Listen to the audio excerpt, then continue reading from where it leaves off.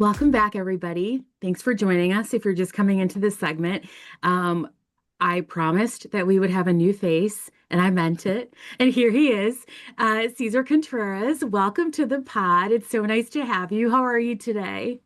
Doing well, thanks so much. It's a pleasure to be here. I appreciate it. Awesome. Good. I'm going to talk about you right in front of you, just to give people a little bit of your background. So, Caesar started with Bright Horizons College Coach 5 to 6 months ago, so he's fairly new in our universe, but we have quickly come to love having him as a colleague. He is a graduate of Cal State Dominguez Hills, and professionally, he has worked as an admission officer at the Summer Science Program. SSP is what I'm used to saying. He's also been in admissions operations at UCLA and an admissions advisor at UCLA as well, where he worked recruiting, reading apps, and then trying to yield students as well. So, a really hearty welcome to you. And on our 500th episode, we're so excited to have you. So, welcome. I know. Thanks so much. Yay. Appreciate All right, Caesar. So you're going to talk to us about the UC PIQs, which you're our perfect guest to speak to us about.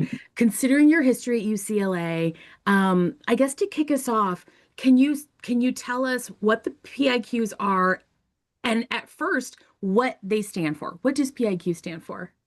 Great question, Kyra. So PIQ stand for Personal Insight Questions.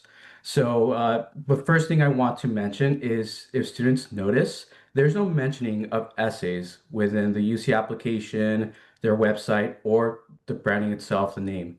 And so they really aren't essays. They are kind of like an interview. So what exactly personal insight questions are, you have 8 prompts, you get to choose 4 out of those 8 and they all have equal weight. So you're able to pretty much choose and pick depending on what experiences you have, what kind of values, what kind of experiences you want to share with the admission officers and the UCs. So again, I think it's a very flexible way to connect with the schools. They are pretty short. So in relation Yes. to the personal essay where we have 650 words, you Yep. only have 350 words. So it's a very quick, explanation of what you've done, what you took away from that, less that kind of action, experience, or reflection, and that's it. So really, really fast prompts. We always recommend to kind of show different aspects of yourself to the PI because again, you have 4 opportunities. And so it's always great to kind of give us different aspects, different experiences, and just show us something else about you other than your coursework. Yeah. It could be extracurriculars, it could be other things. I thank you for that explanation. I never now I have spent time on the website, but I haven't combed through it. I never realized that they never say essay. That totally makes sense because these really we generally talk about them as essays, but they really aren't. Like, I think these are wonderful ways to get at what students are really thinking, what they want to share, because the questions are so straightforward. And I love that they talk very explicitly in a way that allows a student to sort of brag, right? Like just to say it out loud. No anecdotes, no hooks, none of that filler. It just is like, how do you like to be creative? Or that's not the question, but like there is one that hints at creativity. And Yes. so I appreciate the straightforward nature of the questions. I think it serves students really, really well. Um, can you talk about how PIQs are reviewed? And I don't think you said the length and also like how many you have to choose from and how many you have to do. Most definitely. Okay. So with the PIQs, you again 350 words. You choose 4 out of the 8 prompts available, and so how they're reviewed is pretty much through the UC comprehensive review. So 13 factors. All the UCs leverage it. They do use those factors differently, but overall, that's what you can look forward to. Um, that being said, with those UC PIQs, they each kind of align with the factors that the UCs are looking for.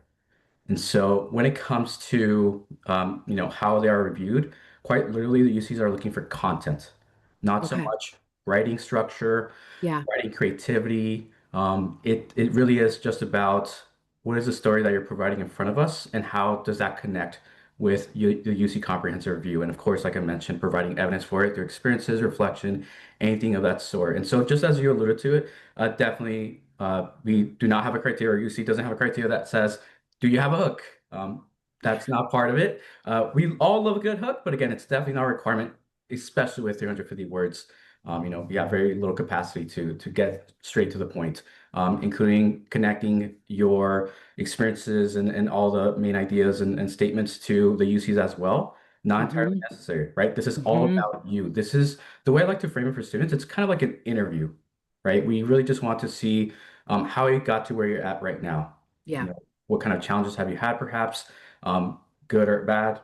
What kind of like things have you gone through, right? Because a lot of students, may have similar academics, similar extracurriculars, and so the PIQs are a way to kind of decipher, contextualize the work that they're doing, like the level of that, because students can have similar classes, going to the same school, et cetera, but not every student is going through the same experience, right? Some might Yeah. have it a bit harder, some might be working, through night to study, or perhaps they have like, just to provide some hypothetical examples, maybe they have employment, maybe they are fully committed to like music or art, and we want to Yep. learn about that. And it doesn't have to be in a competitive field, right? At the end of the day, That's huge. Yes. everything that you do is valid. I think that's the one thing I appreciate about the UCs is that they love context and of all kinds, right? Like Yeah. we want to see, your talents, your what you're good at. We want to see what you're going through. Yeah. Yeah, I've learned all of that above. So again, kind of like an interview. That's the way I like to frame it, to the point that the UCs actually ask students to really try to bring forward those I and my statements, right? And that's something that you usually are told not to do within like I other. agree. Yes. Yeah. So you quite literally can be very direct when it comes to the PIQ responses, because again, we just want to kind of see. And so to kind of summarize, whereas in other essays you might hear, you want to show and tell. I think the best way to put it for the UCs, it's all show. Agreed. It's very straightforward. And I've always really appreciated like the university's transparency around we were talking about transparency with the Cal States, but their transparency around like, we just want to know what you're doing. We just want to know what makes you tick. We just want to know how you're spending your time.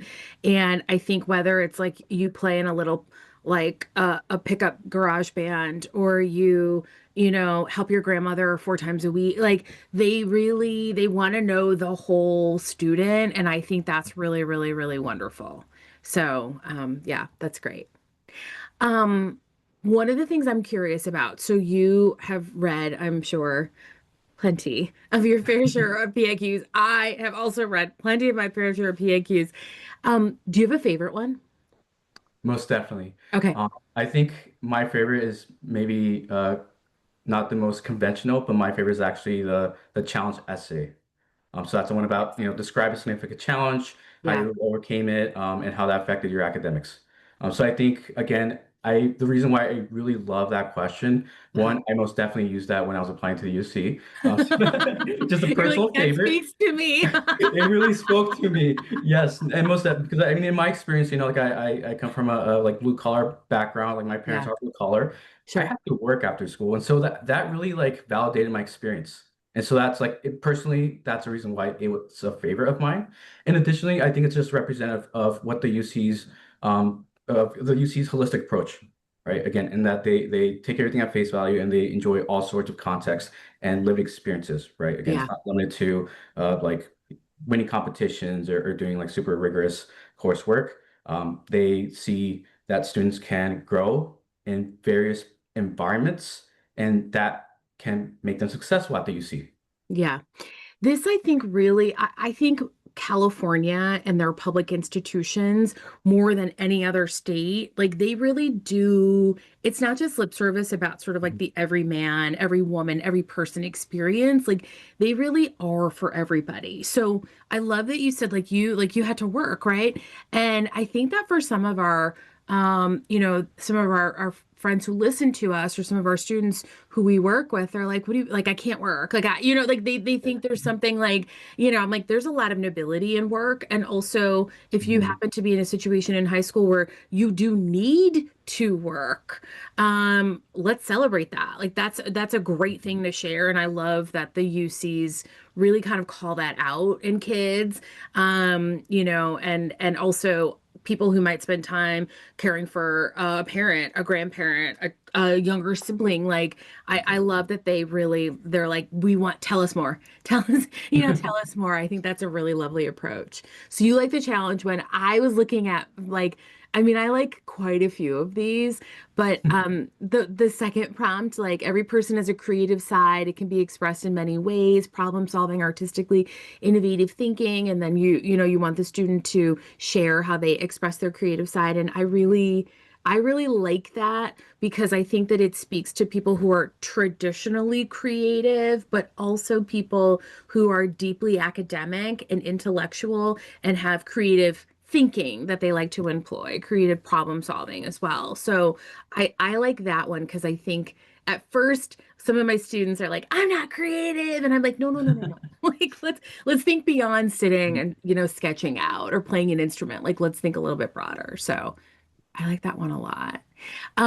What about one that you think is underutilized, that you think people skip over and they should give another look to? That's really funny because actually, I think your favorite is the one that I consider to be underutilized.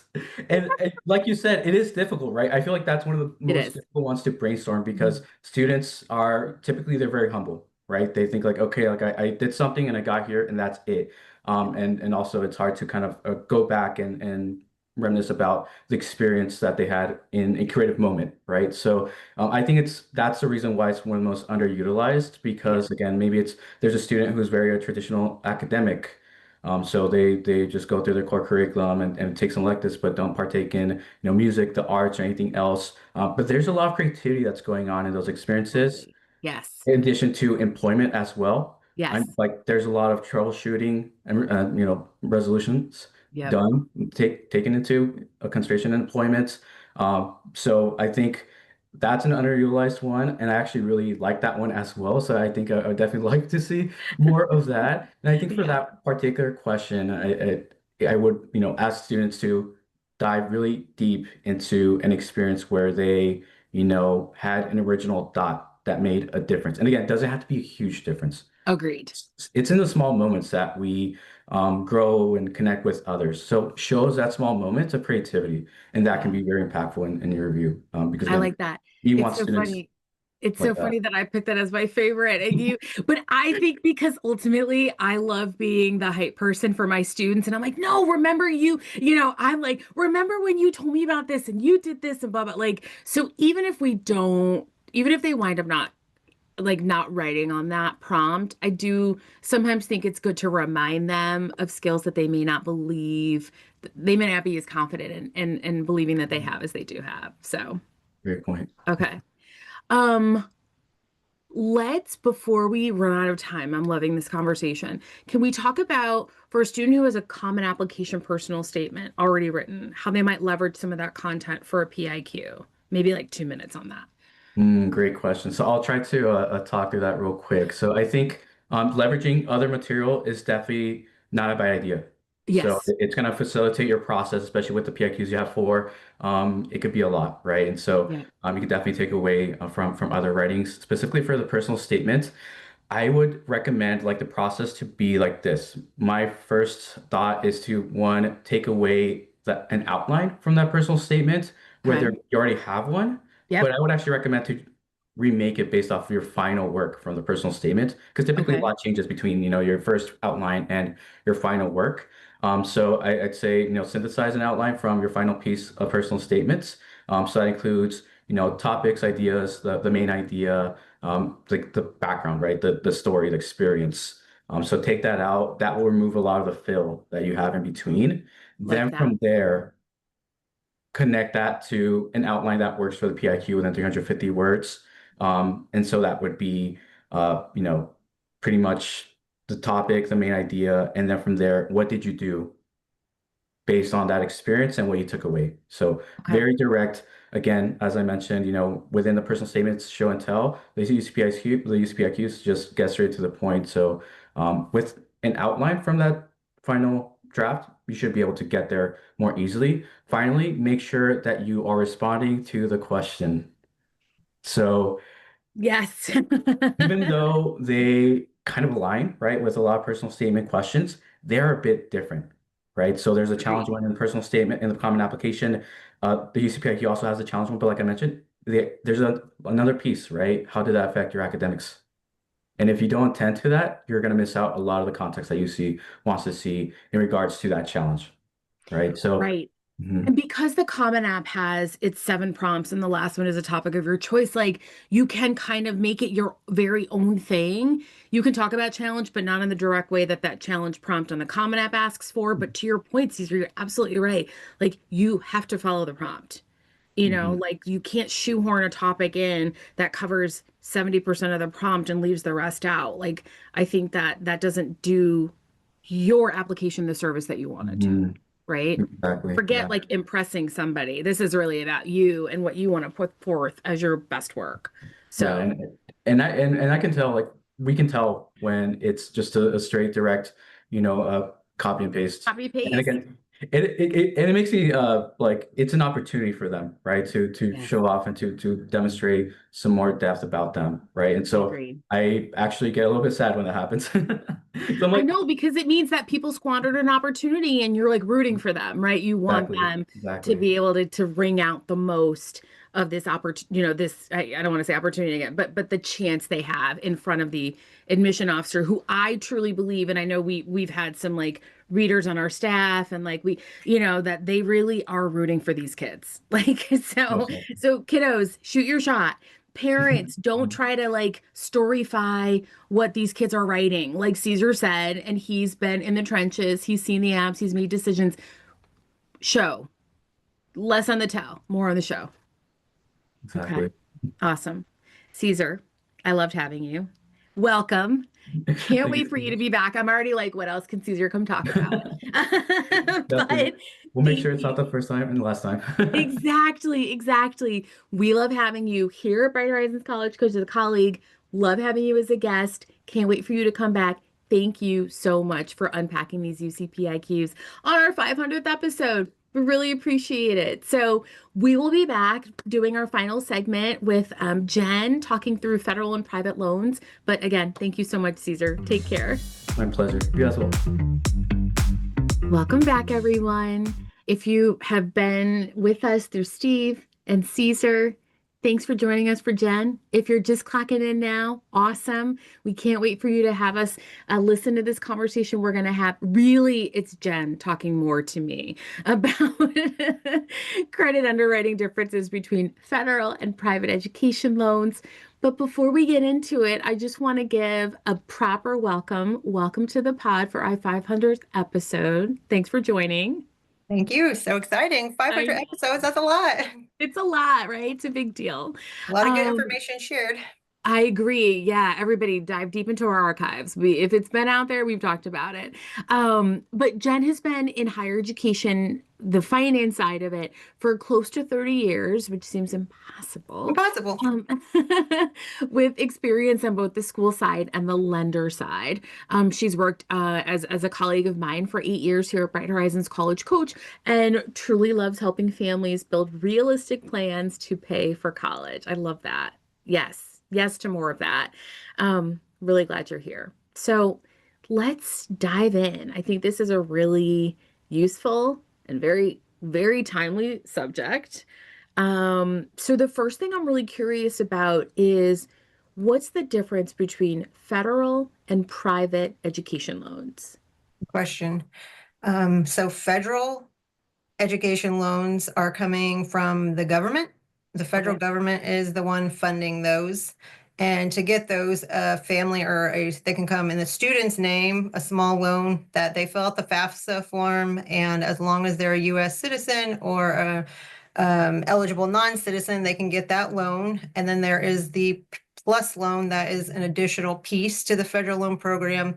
And that is either for parents to borrow or grad students. So the federal loans are all coming from the government, where the private loans are a little different. Those are coming from private credit from either lenders like banks, credit Yeah. unions, or state agencies. I was just jotting down a note because you said something that I just wanted to just ask again. So you said U.S. citizens and eligible non-citizens. Would that be like folks who are green card Green card holders, holders. permanent residents? Yep. Okay. I Yep. just Great wanted to. clarification. Okay. Thank you for that. Okay. How how is credit considered in the loan process between both offerings, both the federal and the private ones? So federal, we'll start with them first because it's a little easier. So on Okay. the federal side, it is fairly easy. You fill out the FAFSA form and you, on the plus side, you would fill out the application. They are not going to look at your credit score. They're not going to look at your debt to income ratio. They don't care if you have much income. As long as you don't have any major derogatory marks on your credit, haven't defaulted on previous student loans, the Okay. federal loan is fairly easy to get. Okay. Got it. Um, so really, because I'm just thinking about people who might be like, oh, but what if I like had a bankruptcy or something? Yep. Do you think from a federal loan perspective that might have an impact? Yes, it does, or it Okay. could, depending on how long how long it's been since the bankruptcy happened. Okay. Oftentimes, I think it's after 7 years, depending on which type of bankruptcy it is, it will fall off. Got I it. have seen grad students, though, when I was at the med school, get denied a plus loan for not turning in like a cable box back when that was a thing. So they marked onto credit and Yikes. Okay. That's tough because somebody might have moved and not received the notice and like, sorry, we don't need to spiral out of yeah, that. right. Okay. But what a bummer. Okay, what about for private loans? So private loans are going to be different. They are going to be more like what you and I are used to. We go out, we're going to borrow a mortgage, we're going to Yeah. borrow a car loan, we're going to go to the bank and we're going to fill out this credit application, and they're going to look at multitude of things. They're going to look at what is your credit score, Okay. what is your debt to income ratio, what is your employment history, how long have you had your job, all those things kind of go into play in the private sector, very similar like any other type of credit. Got it. Okay. Um, is there, because we've mentioned credit a couple of times. Is there a target credit score or debt to income ratio for private loan approval that people should have in mind? Good question. So the low end there are a handful of lenders that might lend to you with a 650 credit score. That Okay. is obviously not advisable because the private sector loans have a interest rate range where the federal is set. Every borrower gets the same rate. On the private credit, it is a range. So maybe you're going to qualify for 5% if you have amazing credit and Yeah. debt to income ratio, where if you're coming in with a 650, you might be at the 15% range.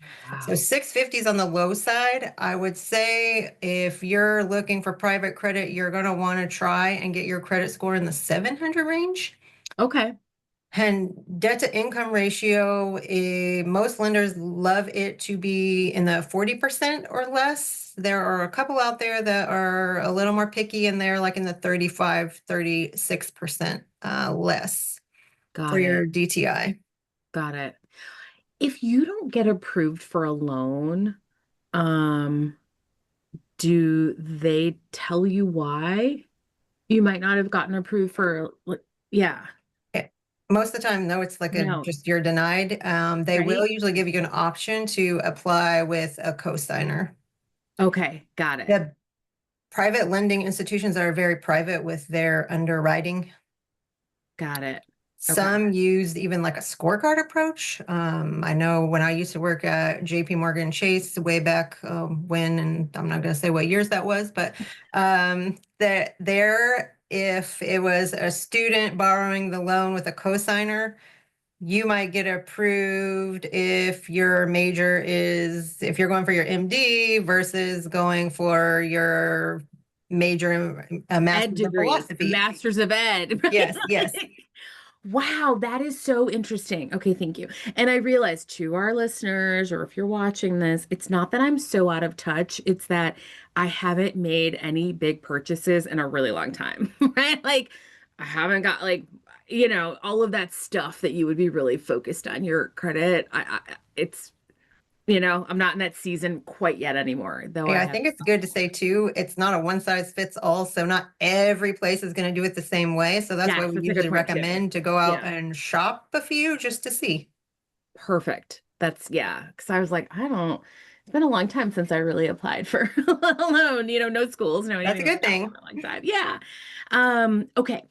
So I think this is a good topical question to ask because there's been so much swirling in the last couple of months, particularly around this topic and, education generally. But have there been any recent changes to education loans under the new or current administration?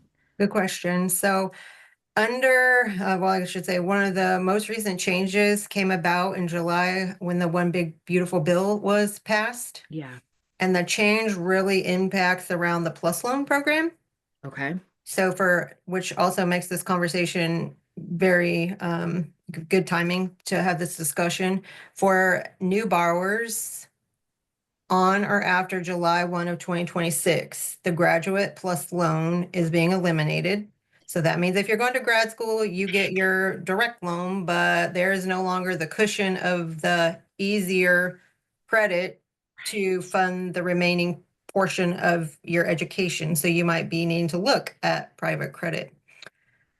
Okay. Under the Parent Plus loan program in the past, well, I should say when it was originated, there was always a cap on the loan. And I Yeah. think it was 93 or 94, the cap went away, which meant Okay. that a parent could borrow the sky's the limit for their child's education. Yeah. What's the costs of attendance minus any other aid received, and a Okay. parent with very little income might be borrowing 60, 70,000 a year. So they're bringing back the caps to it. So for parents, there is now a lifetime per dependent cap of $65,000 with a $20,000 per year cap. So if your daughter is going to college, Kyra, Yeah. you can borrow 20,000 for the first 3 years and 5,000 for her final years, or you can take your 65,000 obviously and divide that by 4. So as you can see, it's making with the price of college up here, now your borrowing is down here, which Right. is going to make looking at what the cost of college is very important in this process going forward for new borrowers. Yes. Child's already in school and you've borrowed through Parent Plus loan, you're legacied in. Okay. I just snuck a quick peek because I wanted to refer folks. If you had questions about the bill that Jen is referencing, we had an episode, I think early September, late summerish, and Mhm. also like a very extensive blog post about it. So certainly like feel free to refer back to it. And I think anything that needs to be further updated, like that's what our time here on the pod is for, right? Is to try to be as topical as possible. So, okay, that's big. That plus loan information is really big. What do you think the pros and cons are of these changes? I think the pro and the con can kind of be all in the same. So I think Mm. the biggest pro is what I was saying about parents who have little income. We have talked to many parents, or now on our Ed-Assist side of the business, I do a lot of loan coaching where I'm talking to students whose parent borrowed the plus and now they want the student to pay it back. And you're seeing people with little income borrowing in over their head, making it eligible, I guess, for them to make poor financial decisions and long-term debt that they are very likely never going to get out from under. So that's the pro of it, is now it's limiting it. Sure. And the Con, I guess, is that it's taking away the cushion of that easy federal funding. And it's likely going to make the private market a much bigger piece in paying for college in the future years, especially for parents who haven't saved, child's going to a school that's more expensive and maybe there's no merit involved. And in those higher cost grad programs, I know that my fellow friends in the financial aid world right now are really digging in, trying to figure out for the grad programs what it is they're going to do to fund that. Yeah, because depending on what your grad program is in, it can be incredibly expensive. Right. So, Um, it's like it's so tricky because the cost of college is, I think we can all agree, out of control at many, particularly private institutions. But even some public institutions, especially for I'm like, what, huh? You know, like why? Um, and yet, we still know that there is still significant social mobility to be had by getting some form of education beyond your high school degree, right? And that the further along you get, likely the more social mobility you can have. That is what the data continues to tell us. Only time will tell, from here on out if that remains true. And so it is tricky. I get wanting to help people sort of help themselves, but also it's hard because one of the ways that if you're in a cycle of poverty or, you want to become more educated or you have a career path that you're really passionate about, it requires X amount of education. Achieving that could be so much more difficult. Yeah. Okay, that's my existential thought for the day. So I guess like my last question is, so given what we've talked about today between, the federal and the private loans, what can families do to prepare for paying for college?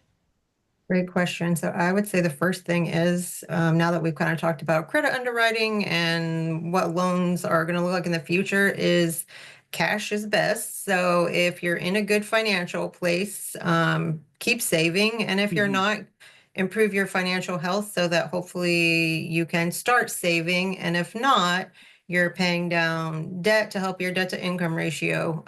You're making it so improving your financial health so you can afford the loan payment or paying on interest on the private loan. And I think the biggest thing, Yeah, Kyra, is that families really need to be realistic about the cost of education and thinking about it. You're not paying for 1 year, you're paying for 4. So, and you have younger kids. Are you going to pay for older sister and brothers 2 years behind? Okay, well, what's it going to look like? You borrow for sister, now you borrow for brother. Can you family afford that? And if not, then exploring other college options. I think there's many pathways to college totally. nowadays, and it might not be your child's dream pathway, but it definitely will get them to the end result, regardless of what path they choose. There are net price calculators out there on the college websites that will Yeah. help you as families determine the cost. And on bankrate.com, I would like to leave that as kind of a tip to go out. If you don't know what your debt to income ratio is or how to calculate that, there are tools to help you with it.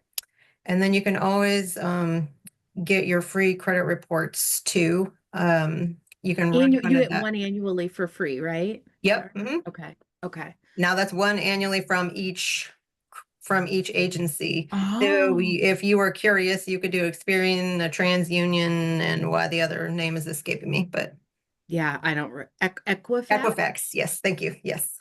Ah, Seymour, see, you knew more than you thought. No.